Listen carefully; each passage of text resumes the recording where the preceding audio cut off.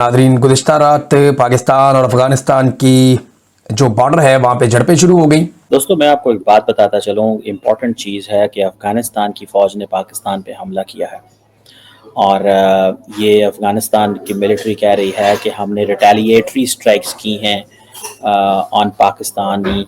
तहरीक तालिबान पाकिस्तान ने हमले की जिम्मेदारी ली है और हमले में 50 से ज्यादा पुलिस वालों के मारे जाने की भी खबर है। अच्छा, इसमें जो इंटरनेशनल मीडिया है वो भी यही कह रहा है कि ये अफगानिस्तान की पहले रिटेलिएशन है, और वो रिटेलिएशन का लफ्ज़ इसलिए इस्तेमाल कर रहे हैं कि आज से 2 दिन पहले पाकिस्तान ने काबुल के नज़दीक एक अटैक किया था। या देखिए, इसमें सरबत कोई दो राय नहीं है कि ये जो अफगानिस्तान से पाकिस्तान के ऊपर हमले हो रहे हैं और बॉर्डर पोरस बॉर्डर है और in addition to that terrorism है, जो जिसके पीछे इंडिया है उसका पैसा है। पाकिस्तान जो है यहाँ सारी दहशतगर्दी का जो है इल्जाम अफगानिस्तान पे डाल रहा है, इंटरनल ये नहीं देख रहा है कि हमारी अपनी सिक्योरिटी कंडीशन क्या है। अब जो सिचुएशन हम अफगानिस्तान में देख रहे हैं और अफगानिस्तान के जो वजीर हैं वो भारत जाते हैं और वहाँ पर जो सारी सिचुएशन होती है, अब आप ज़रा हमारे हालात देखें, ख़राब मईशत, इन भारत जैसा दुश्मन, अफ़गानिस्तान जो अब भारत का बेस कैंप है वो इसराइल भारत के साथ, और बलूचिस्तान और खैबर पख्तूनख्वा बारूद के ढेर पर। हेलो दोस्तों, स्वागत है आप सभी का एपी ज्ञान चैनल पे। तो फ्रेंड्स, आइए देखते हैं पाकिस्तानी मीडिया की लेटेस्ट वीडियो। और बात करें इसमें पाकिस्तानी मीडिया की, तो वहाँ पे एक ही न्यूज़ छाई हुई है और वह है अफगानिस्तान साइड से टीटीपी का पाकिस्तान के ऊपर हमला, जिसको कि बाकायदा टीटीपी ने जिम्मेदारी ली और यह कहा कि यह पाकिस्तान ने जो अफगानिस्तान के काबुल में हमला किया था उसका बदला है।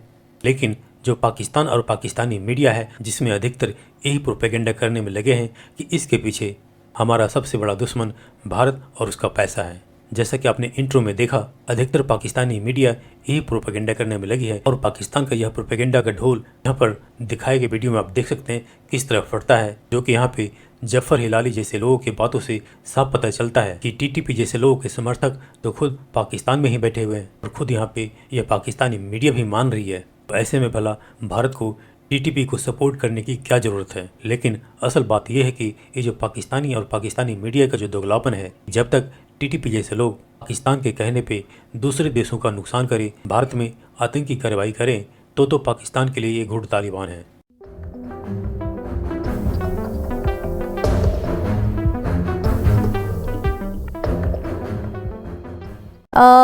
पीजे मीर साहब, इस वक्त अफ़गानिस्तान और इंडिया बहुत करीब होते हमें नज़र आ रहे हैं। मुत्तकी साहब इस वक्त इंडिया में मौजूद हैं और एम्बेसी खोलने का ऐलान कर दिया गया है काबुल में इंडिया की तरफ से 4 साल बाद। फिर जो हमारे पास शवाहिद हैं वो इंडियन स्पॉन्सर्ड टेररिज्म के हैं, जो कि टीटीपी को सपोर्ट कर रहा है। टीटीपी बैठी हुई है अफ़गानिस्तान की सरजमीन पर, तो ये तो बड़ी ख़तरनाक सिचुएशन है हमारी, अगर हम नेबरहुड की बात करें अपना। ये कोई नई बात नहीं है, याद रखें। अफगानिस्तान ये हमारा वो नेबर है जिसने हमें रिकॉग्नाइज भी नहीं किया था इंडिपेंडेंस पे जी। तो बात ये है इंडिया का अपना रवैया देख लिया। अभी तो उनके फॉरेन मिनिस्टर मुतक्की गए हैं कोई 2 दिन पहले और नेचुरली अपने वो बायलैटरल बढ़ाएं, हमें कोई इश्यू नहीं है। अब जो अफगानिस्तान है उसकी हिस्ट्री देख लो आप जी। 1839 से लेके आप देख लो कि अब तक 3 एंग्लो वॉर्स भी हो चुकी हैं। एक तो 2001 से 2014 में हो गई। उससे पहले आप देख लो कि 78 से लेके आप कर लो कि आई थिंक 92 तक इनकी पहली सोवियत होगी। फिर उसके बाद 2001 से 2021 आपका अमेरिकन इंटरफेरेंस, अमेरिकन इंटरवेंशन, वहां की वॉर। इन बिटवीन जो प्रॉब्लम आई है वो आ गई ISIS की, एंटी तालिबान इंसर्जेंसी की आ गई। सो अफगानिस्तान एक टर्मोइल स्टेट है जिसको इंस्टेड कि कंट्री लाइक इंडिया। अब मुझे बताओ, पाकिस्तान अफगान बॉर्डर के ऊपर आपको इंडियन काउंसुलेट खोलने की क्या जरूरत है? मुझे बता दें, what is the reason for it? क्या वीजे देने हैं वहाँ? ये इनके इंटेलिजेंस के ऑफिसर्स उधर होते हैं। अच्छा। जो कि इनको गाइड करते हैं। जब तक कि हिंदुस्तान की इंटरफेरेंस खत्म नहीं होगी, हिंदुस्तान भले 1000 दफा डिनाई करे, डिनाइल में जाए, परपेचुअल डिनाइल में जाए, लेकिन इसका परपेट्रेटर वो है उधर, क्योंकि हिंदुस्तान खुद एक परपेट्रेटर है दहशतगर्दी का। बट यहाँ हमने जो देखना है, इन अफगानियों के अंदर कुछ अकल डालने की कोशिश करें। ये इस्तेमाल कर रहे थे आपके ट्रांजिट ट्रेड को with terrorism, arms and ammunitions आ रहे थे।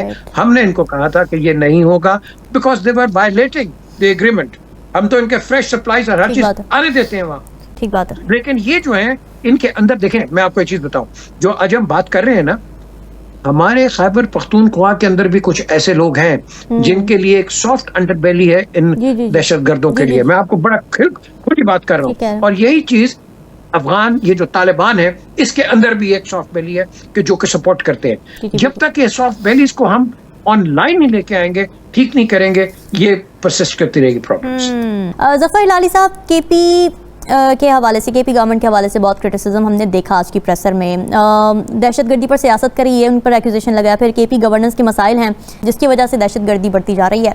अभी बड़ी सीरियस एक्यूजेशंस हैं केपी गवर्नमेंट पर। ये मुझे बताएं कि स्टेट की जो पॉलिसीज़ हैं रिगार्डिंग टेररिज्म और केपी की जो पॉलिसीज़ है रिगार्डिंग टेररिज्म, उसमें फ़र्क क्यों है, इतना गैप क्यों है? बहुत अच्छा सवाल है आपका। और मैं ये पूछना चाहता, अगर मैं उधर होता तो जनरल साहब को मैं ये जरूर पूछता कि भाई, टू फाइट टेररिज्म का स्ट्रेटजी होता है क्या? वो एक सिविलियन बैठ के टेररिज्म का स्ट्रेटजी इवॉल्व कर सकता है? बिल्कुल नहीं कर सकता। ही डजंट नो क्या करना, उसको तो पता नहीं है गोली किधर से निकलती है एक बंदूक की। माफ करिए, ये तो मेरा पहला सवाल ये होता कि आपने बिल्कुल सही कहा कि ये गलत पॉलिसी थी कि इनके साथ बात करो। ये गलत पॉलिसी थी कि इनको कहा हाँ आ जाओ वापस फैमिली समेत। ये गलत पॉलिसी थी कि आपने उनको रीग्रुप करने की मौका दिया, री-इक्विप करने के मौका दिया, और हथियार समेत ये वापस आए हैं। मैं देखिए, I am sorry Ramin, I can not believe कि ये एक आदमी का फैसला है।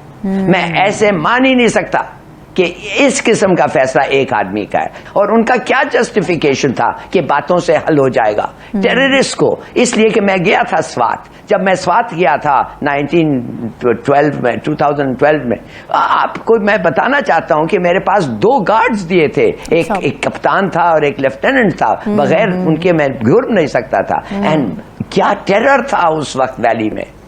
तो मैं ये जानना चाहता हूं, ये लोग जो उस वक्त इतना टेरर स्प्रेड कर सके, जो उनको बड़े मुश्किल से मर के निकाला, मैं ये जानना चाहता हूं कि कैसे एक आदमी के सजेशन पे वो वापस आ गए। नो, आई डोंट थिंक कि वो पूरा आंसर है। आई एम सॉरी, मगर मैं नहीं समझता। मैं जानना चाहता हूं हु टुक दिस डिसीजन, इसलिए कि it was a terrible decision कि वो टेररिस्ट जो आपके कितने लोगों को मारे थे, उनको आप, वो भागे हुए, उनको आप कह रहे हैं आ जाओ और हथियार भी ले आओ। What are you doing? I mean, do you take एक आदमी कत्ल करता है, आप उसको कहते हैं अच्छा अच्छा चलो मैं माफ कर दिया, छुरी भी ले जाओ, बंदूक भी ले जाओ, और फिर वापस भी आ जाना जब तुम्हारी मर्जी है। जी। What are you talking about? It was a terrible decision to talk to them, or it is a terrible decision to think that you can talk and win them over. वो टेररिस्ट हैं, they belong to no one. यार क्या कमाल है ये। इसलिए मैं शुरू में पूछा, वो भी सिंगल हैंडेडली लिया हुआ डिसीजन नहीं था, उसमें भी जो उस वक्त के स्टेट थी वो म्यूचुअली उसके अंदर डिसाइडेड थी चीजें, जी हमारे सामने है। पहले ये भी बिल्कुल सही बात है कि आप बातचीत से हर मसला हल नहीं करते। फ्रैंकली, दूसरी, मुझे पता है कि अफगान गवर्नमेंट ऑब्जेक्ट्स, मगर उनके ऑब्जेक्शंस के जो रीजंस है दे कंप्लीटली डिफरेंट। वो तो इसलिए ऑब्जेक्ट कर रहे हैं कि वो उनके साथ हैं, उन्होंने उसको असला दिया है, उन्होंने वो $7.2 बिलियन का आर्म्स डिस्ट्रीब्यूट किया है।